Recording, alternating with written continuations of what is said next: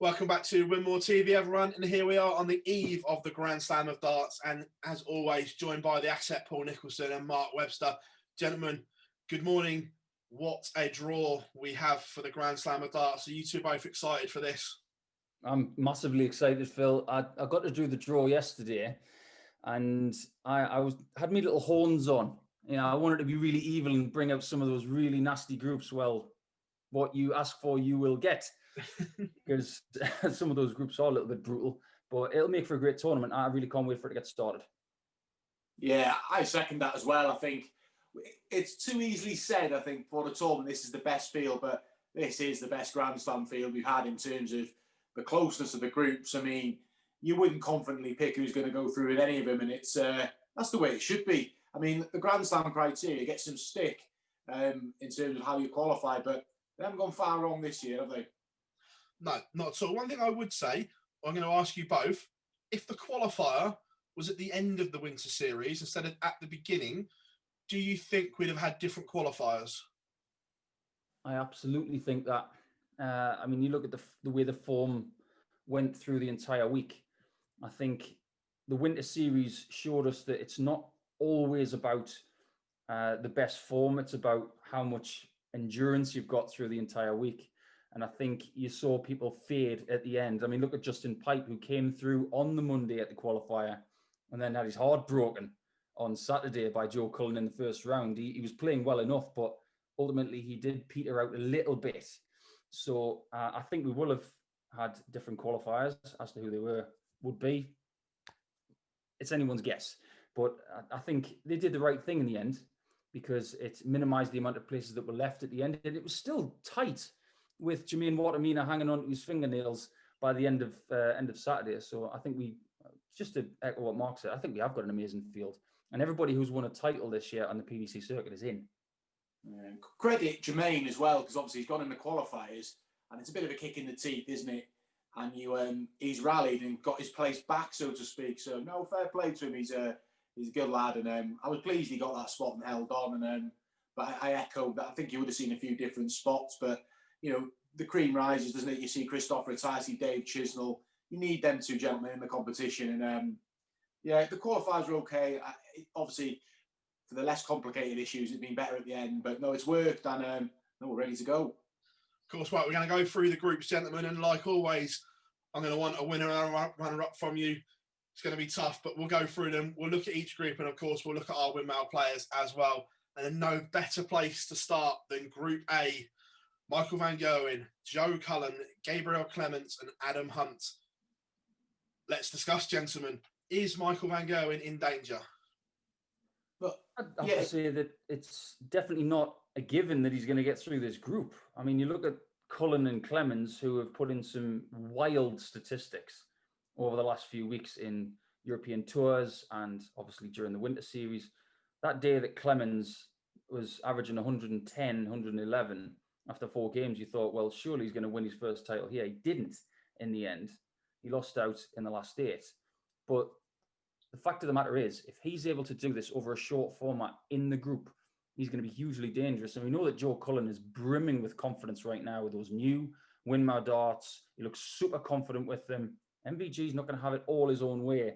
But Adam Hunt is going to have to play possibly the best darts of his career to date if he's got any chance of making the top 2.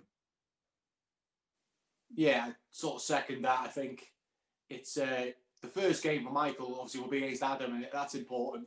Any slips there, and he's inviting pressure. It's a tough group, isn't it? I mean, we're gonna use that expression about 20 times this morning. They're all tough, but this is for Mike. And no, I think there were signs that he was coming back in the European Championships. I don't think he particularly played bad there, and he had a little bit of game time. So yeah, I think we're going to start seeing the best of Michael, but yeah, tough test for him from the start. And like we say, Joe Cullen's new Windmill Darts League's done an amazing job, and it looks like he's elevated him to another level. His scoring in the Winter Series was on par with anyone on the planet. Very fair to say. I watched a lot of Joe's games. He looked really comfortable with the change of kit. I don't know how long he's been working with this setup, but don't change a winning formula is what they usually say. Well, the thing is, he's come to a different manufacturer after winning a Euro Tour event against Michael van Gerwen. So he wasn't so much forced to change, but it was the right time to change. But boy, oh boy, to see someone go to a new bit of kit who very, very rarely changes and get a win really soon after, to mark of how confident he is right now, I think he looks great. Yeah, he is. He's a confident guy, isn't he? And I think to go to that next level, he needed that additional bit of quality. And, thankfully, Widmal will give him that. And, and that Grand Slam monkey's off his back. He's never, ever qualified. So he'll enjoy this week. And I think whether he wins it or not, I think he goes deep. And, he's going places, Joe Cullen. Right, so Group A, who comes through, gentlemen? Who wins it and who comes runner-up? Do you want to go first, Mark, or shall I do it? I'll go first. Cullen wins it, and Van Gerwen comes second.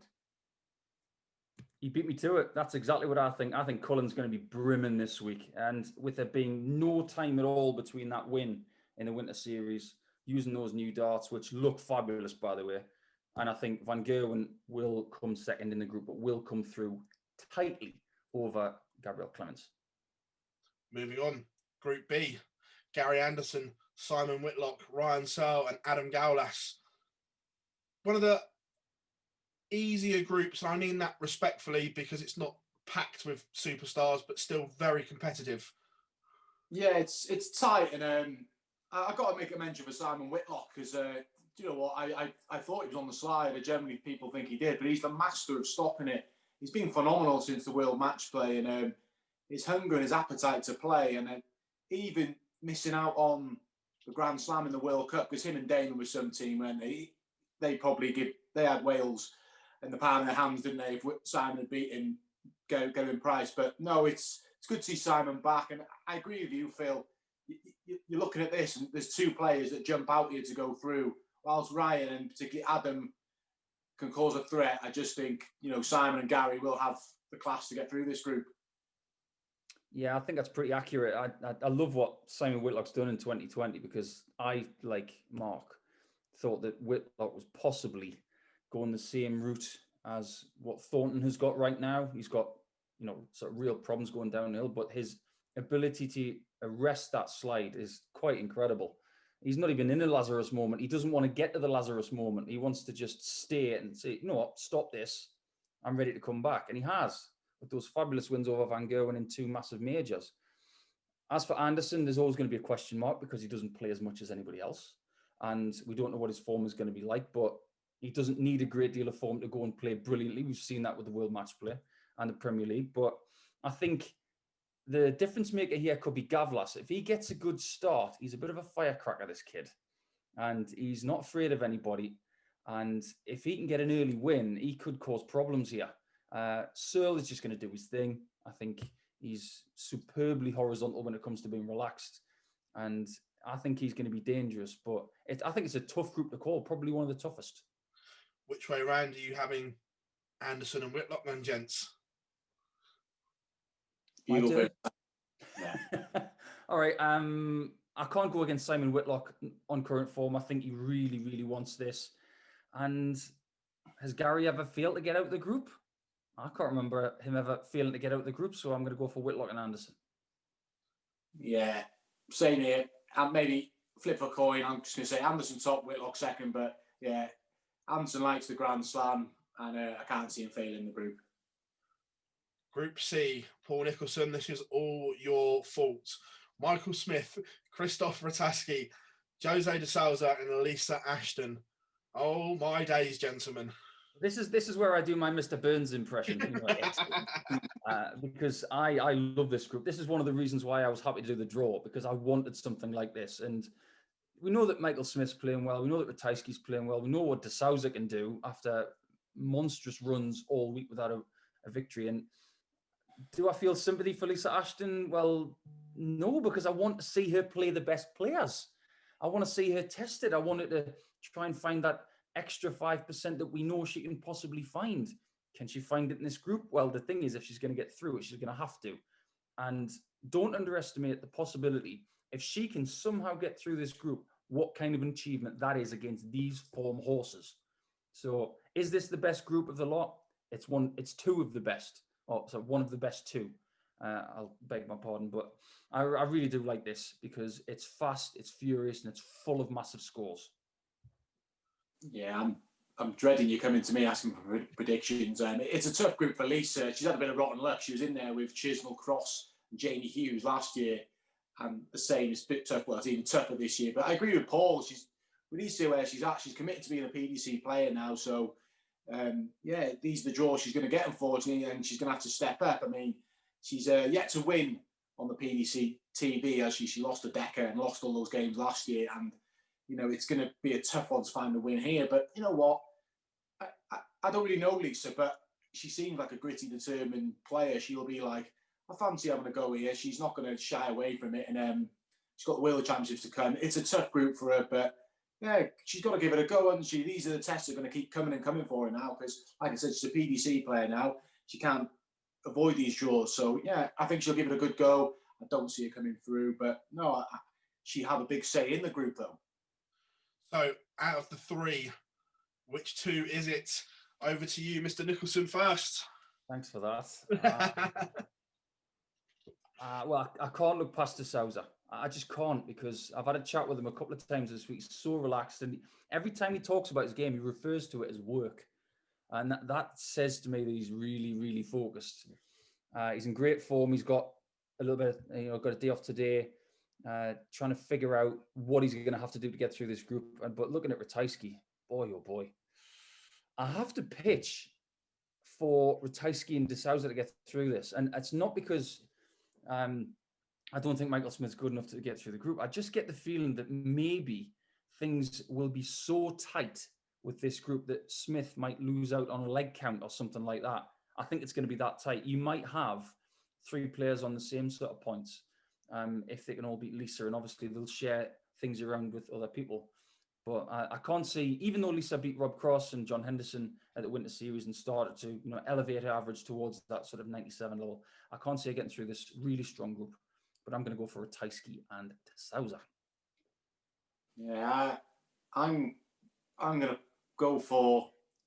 I can't look past Michael Smith just for the sole reason I was so impressed in the World Cup last week. The passion. I mean, whilst he wasn't at his best, he was digging in. He was gritty. So I'm going for Smith to come through with Ratajski. But I agree with Paul. I think the results against Lisa could be as important as the ones against each other. So it's a tight group, and bless old Michael Smith gets into the top four in the world. You think, yeah, get the easy draws. There's no such thing. But yeah, Smith and Ratajski for me, just. Group D, a very intriguing group, this one. Rob Cross, Dave Chisnell, Luke Humphreys, and Justin Pipe back on our TV screens.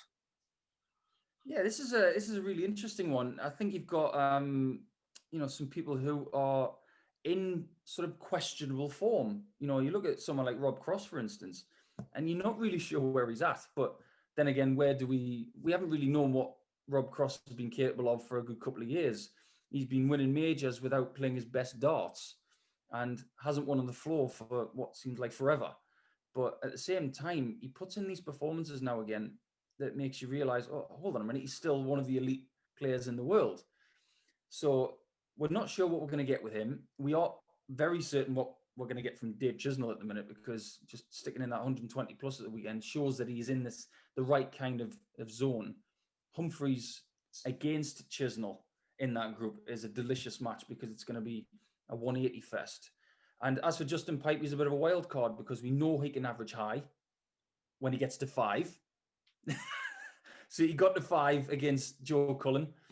He wasn't able to get the 6th, unfortunately, as Joe took the next 6. But the fact that he averaged high in the first 5, up into the 100 teens, says to me that he's playing good darts. And this format could suit him. He's played in the Grand Slam before, and he could be a bit of a difference maker or a spoiler potentially for someone. I think this is one of the hardest groups to call. It is a tricky group.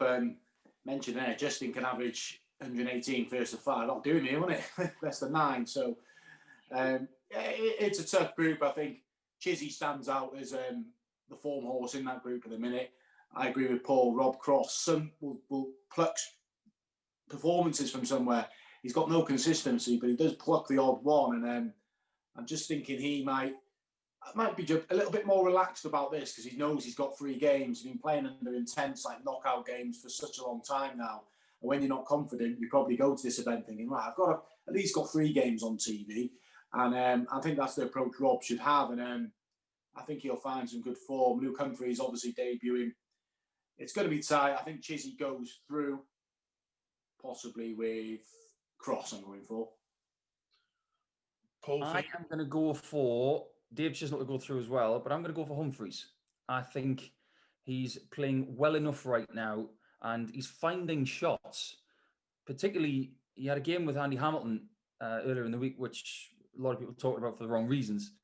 But remember that he took 142 out in the last leg. Under pressure, he's doing little bits like that, and he can find stuff like that when he needs it. And I think Humphries could be the spoiler in this for Rob Cross. I don't think Justin Pipe is at the same sort of confidence level at this point in time as some of the other guys in the group. And I'm going to go for Chizzy and Humphries. Group E, Peter Wright, Ian White, Devin Peterson and Dirk van Duijvenbode. Paul, you've done it again to them. 4 that you can make cases for to win and come runner-up in this group. Absolutely brutal, this one. Along with Group C, this is spread the curtains. Let's go and see this wonderful show that this group is going to bring us. But you can't look past Peter Wright in this group just because of the way he's playing. He looks so relaxed. He can play all day long and not break a sweat. But White, Peterson, and Van Duijvenbode, and we know that Dirk is confident on the stage and he's going to bring it in all 3 games. He's a really good sprint sort of guy in short formats. But there are question marks over Devon after the Winter Series. He didn't play well, so he has got to rebound in the best way possible. But Ian White has got a very, very tricky assignment here to try and get through this group, and I'm not sure who's going to get through this one. I'd like you to ask Mark first who's going to get through this group, because he might be able to give me some insight that'll give me an idea who I want to pick. Thanks for your help, Paul. I think I agree with Paul in terms of Devon's performance this week. If we'd have done this last Sunday, I think Devon's pretty much a shoo-in, isn't it? Just because of the way he's been playing. But obviously, cause for concern, he didn't have a great time of it in the Winter Series. I agree with what Paul says. Peter Wright is just doing what Peter Wright does. He's just going about business and getting results. And it's hard to look beyond him in this group. And so I'm going to go for Wrighty, and I'm going to go for Dirk as well, because I just think in the Grand Prix, he just, every round you're going, right, you're done now, Dirk, you're done. You're done again. And the European Championship, you're done. But he just kept plucking out results. And I think this will suit him. It's a bonus, so to speak. He wasn't even in the equation for the Grand Slam, let alone us talking him getting through a group like this a month and a half ago. So I'm going for Peter and Dirk to go with him. I'm going for the same. I looked at one of Dirk's games on Saturday, and he was sitting on a double with Andy Bolton on 100, and Andy Bolton took out the 100 in the quarterfinals. It was really, really close. But I get the feeling if Dirk had got through that game, he had a real shot at winning that tournament. And I think he'll feel really confident. I saw him every morning in Coventry this week going for a walk with his coat on, his backpack, and his dangly earrings and his earplugs in. He's proper focused. He's not getting bogged down by anybody's emotional baggage or anybody's other stuff going on. He's in his own little world. And I think that Dirk is going to love this. And I really do think he's going to sneak a spot in the next phase.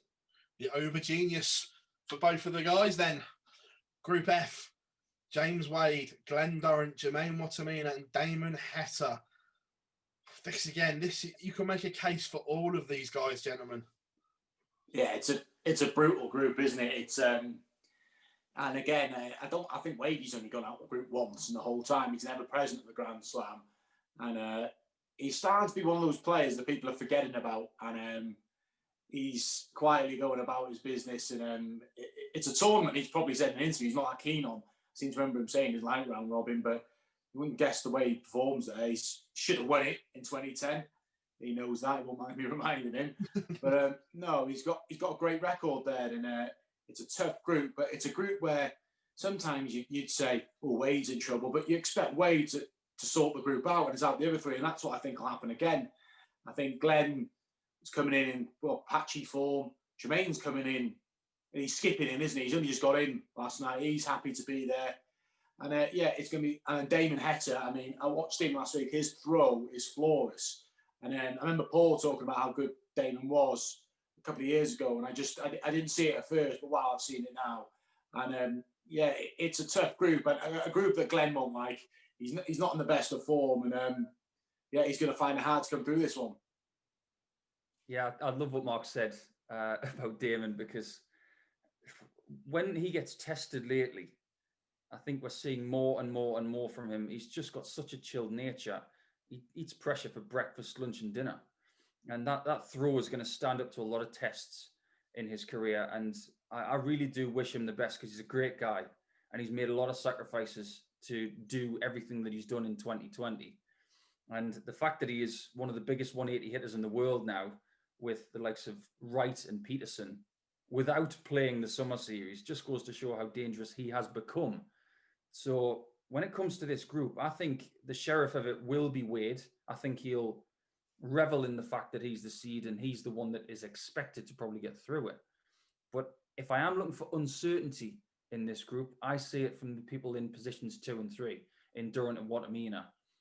Is Watamina mentally ready for this challenge because he's only been in it for the last 24 hours? I want to see him do well, because I love Jermaine a lot. I think he's great for the game. He's really bubbly and passionate. But as far as quality and staying power is concerned, right now, I see Wade and Heta coming through this group. I don't know how Mark feels. Yeah, I echo that, Paul. I that was what I thought. You haven't influenced my decision. I think it's going to be Wade and Heta. Just Will's going to come in top. They played each other first, and Glenn's coming in patchy form, because he wasn't convincing on the night of winning the Premier League, really, but he just did enough. But he's I think he's been on social media saying he's had a rough week, and it's not going to get any easier for you, Glenn. It's a tough group, but I'm going for Wade top and Heta to come through second. Group G, the World Cup group, we'll call this. The Iceman, Gathering Price, Johnny Clayton, Ryan Joyce, and Mikuru Suzuki. You did it, Paul. You paired the World Cup pairing together again. Yeah, that was the one when it came out of the bag. I thought, oh God, I think I might get a couple of texts about this one. But Johnny Clayton's playing great, isn't he? As is Price. I think he will benefit from having a couple of days off after winning one of the Winter Series events. I think it was the right thing to do, because he'd been away from home for a long time. Johnny will stay in Coventry for a while, obviously, with the Grand Slam and then things happening after that. But Suzuki's going to be fresh. She's been playing a lot of darts in Japan. She's chosen to stay over there as opposed to coming to the Women's Series as well, which may have been a smart play. But Ryan Joyce, don't underestimate him. He put in some fabulous performances at the Winter Series, and his finishing was pinpoint. Some of his finishing performances, he was chucking in 3, possibly 4 ton plus checkouts a match. So he's going to need that again against the World Cup winning pair and one of the best lady players in the world. But you have to fancy Price and Clayton in this one. Initially, I'm not sure how Mark feels, but I was so close to getting Wayne Warren in that group. And I really wanted an all-Welsh group pretty much. And I was 1 ball away and I was devastated. But it turns out it's Suzuki instead of Wayne Warren.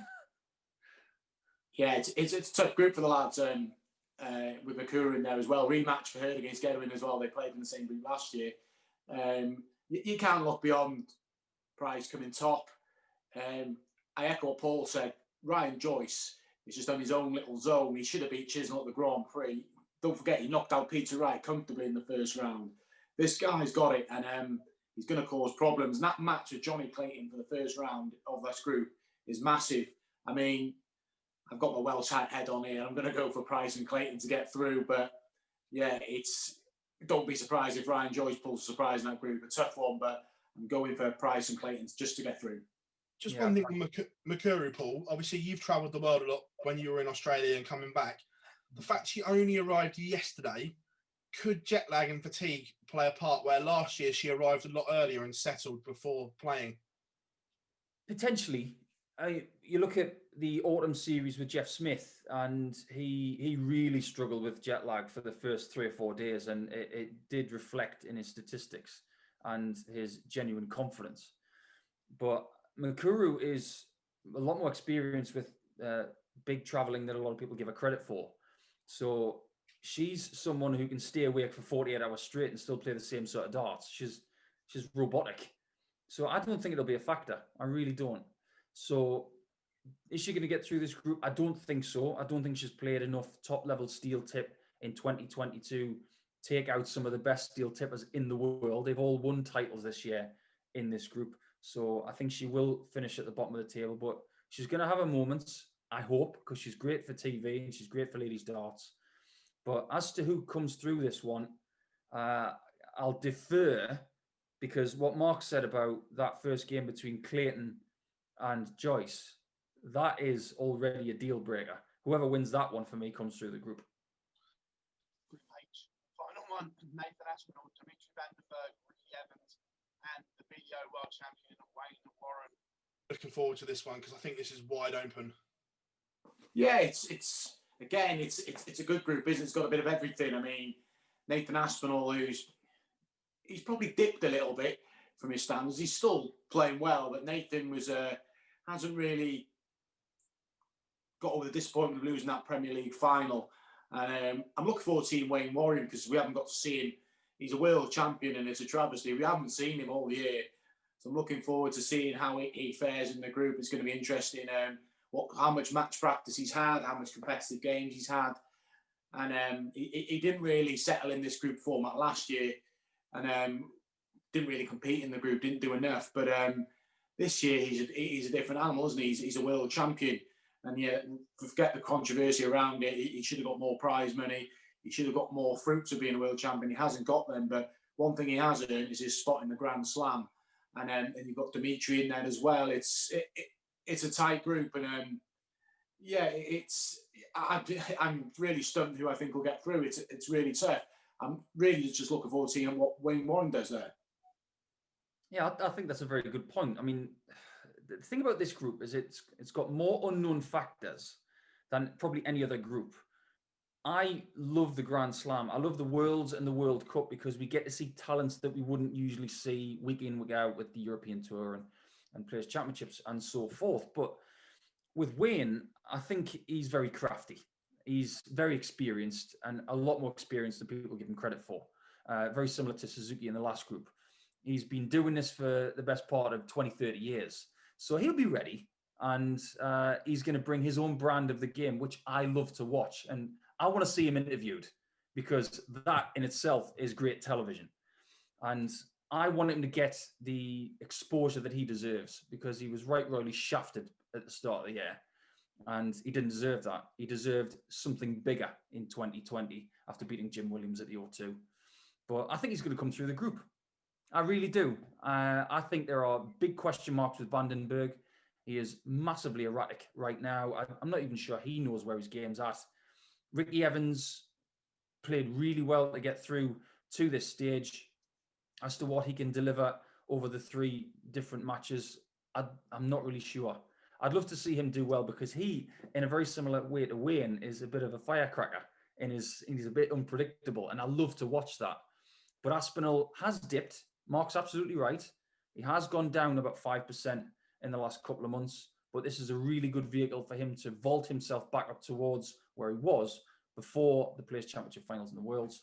And I think he will come through this group. But I'm going to get him go through with this group with Wayne Warren. Oh, wow. Yeah, it's a group where there's a case for every player being in patchy form. We don't know what the crack is with Wayne, but Ricky, erratic, Dimitri's been erratic, and even Nathan has. On the basis that I've not seen Wayne play, I'm glad he's getting his exposure. I don't know where he's at, and I just think Nathan and Dimitri will solely the experience of being major champions will drag them through. I'm not saying they're going to blitz the group and have 100+ averages because I don't think they're in that place at the minute. But they're major champions. They've got a bit of grit about themselves, and I think those two just about get themselves through. But quick note, I'm really pleased with Ricky getting through because obviously he's had some issues away from the ball, which he's addressed and can focus on the back end of the year. But just think this will be a bit too much for him. Well, everyone, we've gone through the groups and mainly you two agree, which is a worrying thing. So that doesn't happen very often on our Windmill TV previews. But of course, we can't run away. We've done the groups, gentlemen. Now, I'd like to find out who you think will win the 2020 Grand Slam of darts. Make your cases, gentlemen, starting with you, Paul. It's going to be Peter Wright for me. I love the way he's playing. I love how confident he is. And he's already told me in the reception area of the Coventry Hotel that he's going to win this. He's going to win the Players and the Worlds. And he's always got that kind of confidence. But I think he's in a place in his career right now where he's trying to check off the things that he hasn't won. He really, really wants this Grand Slam. And he's done it with the Europeans. He really wanted that one to tick that one off. Now it's time for the Grand Slam, and I think he's going to get it. Yeah, it is hard to pitch against Peter, but I am going to. I'm going to go for the hat-trick. I just think the way Gabriel Price is playing last week, I was working on some of his games, and it was like, it was robotic how often he was just pinging that first arm, not just in the treble 20, but in the top of the bed of the treble 20 that he could follow. And I think he's just in a good space. And whilst he's got good memories of the event, it's in a different arena this year. He's adapted to playing in these empty arenas now. And I think it plays into his hands as well. The format, there's margin for error, and that always plays into the hands of top players. And I can see him making it 3 in a row. I think he's in a good space. And he's won the Grand Prix, he's buzzing, he's won the World Series of Darts finals, and won the World Cup. Takes him doing that. So, Gabriel Price for me again. On the hat-trick, guys, it's only Michael Van Gogh and Phil Taylor that have won the Grand Slam 3 times in a row. If the Iceman were to complete the hat-trick, does that elevate him to another level to where he is now? I don't think so. I get the feeling that he's in his own sort of zone at the moment. We had a lot of conversations at the weekend about, the top 10 best PDC players of all time. This went on for hours. But I think Price really, the next level for him is the World Championship. And he's ready to win that. We all know this. But he, like Peter Wright, is starting to check these things off that he hasn't won before. Winning different TV titles, winning more Pro Tour events, European Tour victories, that kind of thing. But to be remembered a generation from now, you have to do remarkable things. Yes, winning 3 Grand Slams in a row is going to vault him into another stratosphere of, a streak within a tournament. That happens in a lot of sports, whether it's Nadal in tennis or whether it's Tiger Woods winning the Arnold Palmer Invitational a ridiculous amount of times. But ultimately, it's Gabriel Price, world champion, that will vault him to the next level. But I'm not going to say that he can't win 3 of these in a row. It would be an incredible achievement. Yeah, I second. I don't think it elevates him or anything like that. It's just, I think he takes things in his stride now. He wins Pro Tours with ease and he just sort of dismisses them. And he's getting to the stage that he's winning majors and just thinking, right, let's move on to the next one and the next one after that. And he's getting like that. And and he's just got a massive appetite to win. I mean, his reaction to winning the World Cup last week. And I think some people think the players don't see the World Cup as a big victory. Well, you only got to look at Gabriel Price and Johnny Clayton last week to see how big it is. And he loves winning and he hates losing, and that's the perfect recipe. And at the minute, him and Peter Wright are the form horses. We can't write Michael Van Gerwen off, but obviously Peter Wright and Gabriel Price were the same half the draw. So, I just think he wins 3 on a row. He'll move on to the next one. Gets to keep the match ball up, doesn't he, with a hat trick? But he's just great to watch. And like I said, I stand by it. I think he wins it again. Gentlemen, absolute pleasure joining you on Winmore TV for the Grand Slam of Darts preview. Mark, we look forward to seeing you on Sky. Paul, you'll be back for the Players' Championships in Coventry. Gentlemen, thank you very much, as always, for joining us. Cheers, guys. Thank you. Yeah.